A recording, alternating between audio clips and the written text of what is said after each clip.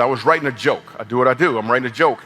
And I was writing a joke about the good room. How many people in here know what the good room is? I told this story before. Okay. A lot of hands didn't go up. So I'm going to explain to you what the good room is. That good room is the room in your grandmother's house or your aunt's house. It's that one room that's better than the rest of the house. And nobody going there. It's plastic on the furniture. It's really just for looks. How many people know what the good room is now? Exactly. So I'm writing this joke. Talk to the other campuses too. How many of you guys know what the good room is? Raise your hand. Frisco, everybody. Like, okay, cool. Just want to make sure. So I'm writing this joke about the good room. And in the middle of writing this joke, God stops me and tells me to tell this story to his people. So in preparing this message, I felt again, God want me to tell you this story again. So I want everyone in here, I want you to imagine that you're a house. And outside of the house is Jesus Christ. And he wants to come in.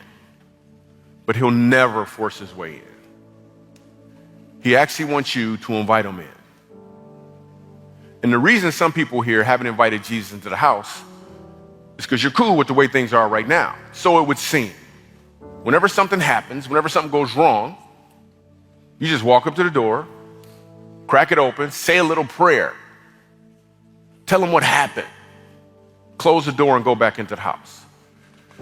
But that is not a relationship at all. How can you hear his voice under those circumstances? How can he show you what these conflicts are really about under those circumstances? Life will bring you people and circumstances to reveal where you're not free, and he wants you to be free. And the reason you won't let him into the house is because your house is a mess. Or you think you need to clean it up first.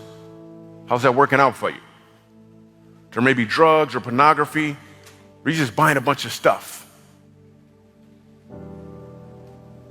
Or relationships. You brought other people in the house, hoping maybe they could help you clean it up, but they can't. The only one who can clean it up is standing outside the door wearing an apron with a bucket in his hand, waiting on you to truly, truly, truly open the door.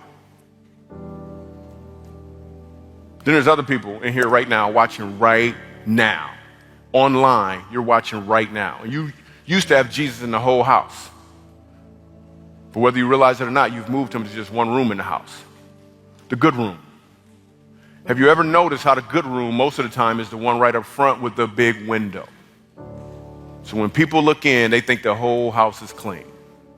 But it's not. It's just that one room. You quote scriptures, but it's just that one room. You come to church, but it's just that one room.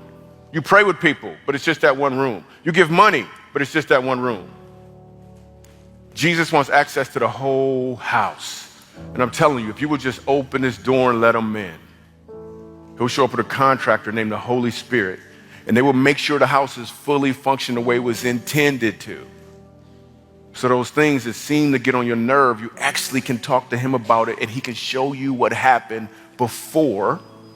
So currently you can grab the microphone that he's called you to so he can amplify what it is he's done in your life.